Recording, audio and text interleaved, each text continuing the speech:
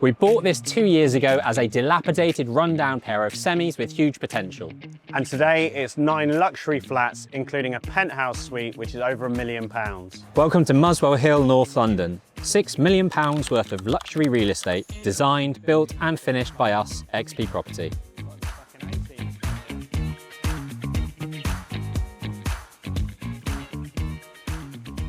We've staged a couple of the units and they are getting ready for the sales market. But before we go to sale, we want to show you around. So if you're an investor or you're just interested to see how these types of sites come together, this video is for you. What's under here? This will be a bike shed. Yeah. But we're not going to put that in yet. Cool. Should we head on in? Yeah. So, I don't know how much Jack explained about kind of the history of the building, but it was a pair of semis effectively, 8 and 10 bedroom HMOs either side. It's previously been sort of a care home, a place for asylum seekers, but ultimately kind of for us, we went through 2 routes on planning. We got planning approval to convert it into 2 large houses, and we got planning approval for what we've got now, which is 9 flats. If this was 1 road back, we probably would have gone family houses with big basement. It would have been 3,500 square feet of space, probably £3 million plus in terms of resale values. But with that main road, from a £3 million house perspective, it just wasn't the right route to be selling at that level. So flats were the way forward. We've done a massive basement, which you would have seen from the outside and we'll go into at the moment. The basement levels are the ones that are most, aren't as far progressed as the rest of the flats. All of the other 6 flats are fully finished, so we can go and see those. But yeah, nice communal entrance lobbies. You come in, this accesses flats 1 to 8, and then we've got a self-contained masonette on the other side. So 108 Colney Hatch Lane is accessed directly off the side path, and that is the only entrance into that flat. So it's a masonette, which is great, and it's a split level 3 bed. This one's a split level 1 bed, and then we've got the 2 beds here, which we'll go into. These are the 2 that have sold. I haven't actually been in here since that's been uncovered. The agent wanted these to go on at 650, but we pushed that up because we felt like it was worth more than that. And we've managed to achieve it for these 2. So these 2 are the best as far as I'm concerned. Big terrace, high ceilings, 2 bedrooms, 2 baths. We'll see how the market takes the rest of them. We've got a big launch on the 9th of May now. So we've got the penthouse stage, we've got the 1-bed flat above us, which is 90% staged. There's a few bits and bobs we need to do ready for photos tomorrow. But we'll be launching heavily over the weekend, 2 weeks of run-in to the 9th of May. Hopefully we can line up quite a few viewings and do what we did at our Marlow site, which was get 46 people in on a open day. We got 5 of the 8 under offer within a week of that open day, which is amazing. I can't really see that happening here, given the way the market is. We do have quite a few people that, so obviously this one sold probably almost 3 months ago. Yeah, well, it's sold in November, I think. Which was like pretty much off plan. It was off plan, yeah. So we launched in October off plan. Yeah, that one was like half off plan. So we've got a load of people coming back now that have said, we really like it, price point seems okay, but we want to see the finished product. And obviously the only finished product that we've actually had available is the penthouse. So now hopefully they can see the flat that they can buy. Build a bit of demand as well, which always helps if you've got 20 people walking around, they sort of go, I really like it. And it sort of expedites their decision process. Yeah, you see 2 people battling or like they both want the same one, so it gives them a bit of urgency, which is exactly what you want from buyers. We had a really funny one on one of our sites in Buckinghamshire. We had a property investor open day. So no one was there to buy anything, but an interested buyer had like nipped round to sort of remind himself of what it looked like and saw like 30 people getting on site, ran to the agents and just said, we'll buy a guide. Which was come on, because no one was there to buy it. They were just interested in like how we stacked it, and but it definitely does work. If you don't know Muswell Hill very well, Muswell Hill Village is up the hill that way. And as you start to come down the hill, the values start to drop. So there's the garage, which is just up there, that used to be the sort of where it starts to drop off. Whereas now we're slightly beyond that garage, but we should still be attaining the same sort of ceiling price levels as that end. Little Waitrose out there, surely that's... Oh, well, maybe it's changed, to be fair, yeah. That was historically what the view was, but I think we will be pushing the sort of ceiling values up with this development. So yes, let's have a look at the bedrooms, show you some of those. I just love screwless. So it's basically like a little cap that fixes on, and the screws are underneath it. Just makes it look really tidy. We normally go white, but obviously this is a slight premium. So I love just like white. You can't really see them. They sort of blend in a bit more if there's no screws. But we've gone for a slightly different finish to make it feel a little bit more premium in this one.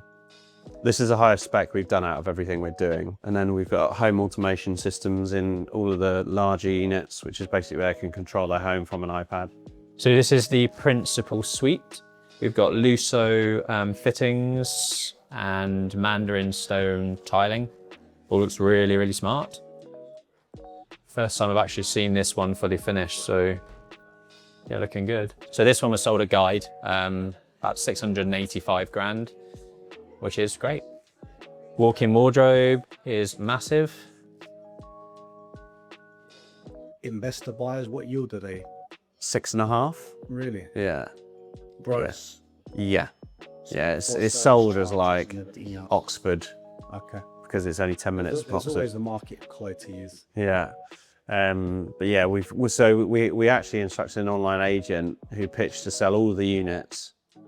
They give us a price.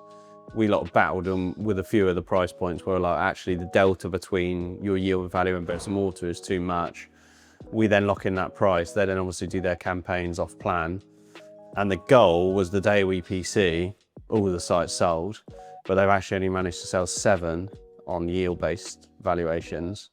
So we've taken the other 10 back and we're going to traditionally sell them, yeah. If you want to work on developments just like this is £6 million in North London, and you want to be surrounded by other property developers that are doing this as a job, you want to scale and grow your development business, you need to surround yourself with business owners that have been there and done that. We've spent tens of thousands of pounds on our own education with business coaching, mentorship, and that's why we're bringing the XP Boardroom to people just like yourself who want to learn from award-winning developers just like us, doing large developments like this, 10, 20, 30 million pounds of gross development value every year.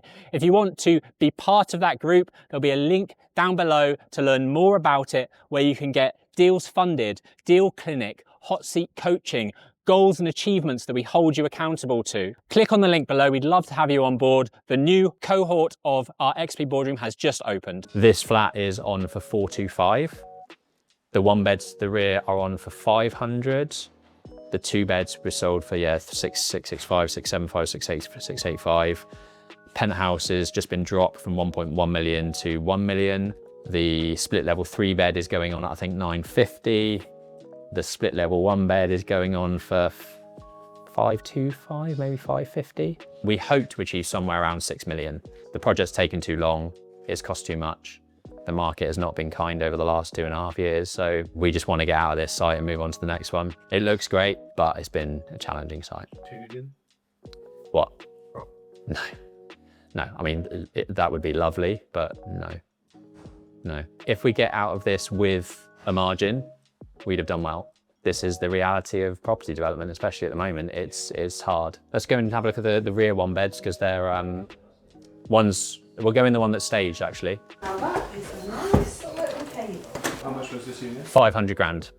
Yeah. It's so cheap. 1 bed, this one. Yeah, so 425 for the small ones, 500 grand for this one. How come you can like keep the parking spaces? Because in Milton Keynes we have to have 2 parking spaces per house. Oh, I see. Yeah. I mean, London, they are pushing for largely car-free. They don't want parking spaces, so it's an easy sell. Hold them and sell them separately. Yeah. We've got 5 parking spaces out the front. We've allocated 2 of those parking spaces to the 3 beds as that's what comes with the flat. And then the other 3 are a free-for-all. We've sold 1 with flat 2 bed down below. And so there's 2 spaces left for one of the new buyers to effectively buy, and they're on for I think 15 grand, 20 grand, something like that. We can often use that as a bit of a negotiation tool. So it's 20 grand for argument's sake. If they can't meet asking price, it might be that we throw in the parking space if they manage to get up their bid. But it's regionally focused. So Oxford are doing car-free developments, and that's why our malting site was supposed to be a car-free development, or they would be happier with a car-free development. There's actually a congestion charge in Oxford now. Yeah. Because they're trying to eradicate all cars in town, whereas Milton Keynes, you can't get anywhere unless you drive. Yeah. So it's regional. You know when we do your things and you've been talking about how you've been building into the car park spaces? I was thinking, how are they Getting rid of them. getting rid of the car I think we park went spaces? from 16 spaces, 20 spaces in the old Maltings, got rid of 6 in the Undercroft, and then we got rid of another 3 and ended up with 11. Also from a development angle, because we converted the Undercroft in Abingdon, the shell is already there. So whether we keep a car parking space that's worth 10 grand or build a 275, 300 grand flat, it's worth the compromise to have car-free units to be sold. Ultimately, that development is so sustainably located. It's 5 minutes from the town centre. There's loads of bus routes. They're only 10 minutes from Haddenham Station and not Haddenham. 37% of our tenants in Abingdon, which is over 100, have cars. So if we're selling a 20 flat development, probably 30% of them need car parking. And then people that can't afford the flat with the car parking might just park somewhere else and get a permit anyway. That makes sense. I'm then just so confused because, like, in MK, it's so strict. It needs to be 2 car parking spaces and an EV charger per every. The EV side of things is now a building regulation requirement rather than just a planning thing. Yeah. So it is a requirement, but the parking policies are going to be different. Let's go up to the penthouse. So this is the penthouse. I love this. Few key features in here. Got a nice big kitchen, dining, living space. I'll show you the kitchen in a minute. There's a little secret pantry behind those doors. Very bright, very open. Feels, what I wanted was as you come in the front door, you see through to the garden. You've got that line of sight. You've got it all open, airy and bright, which we've achieved. So super happy with that. Kitchens from a place called Mass Kitchens. They've done 5 of the 6 latest schemes that we've done. Good quality, good price. They're based in Reading, and they will travel. Want me to turn that down? Yeah, he's going to Go to lock zone volume. home.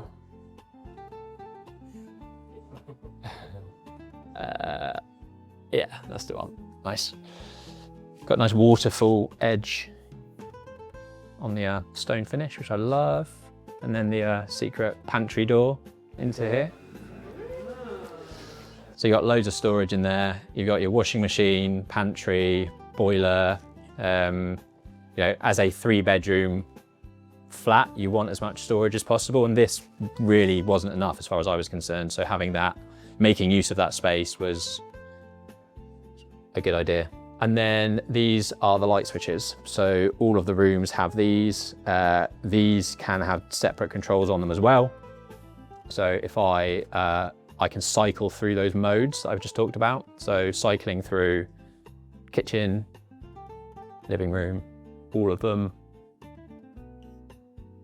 And then double tap turns it off.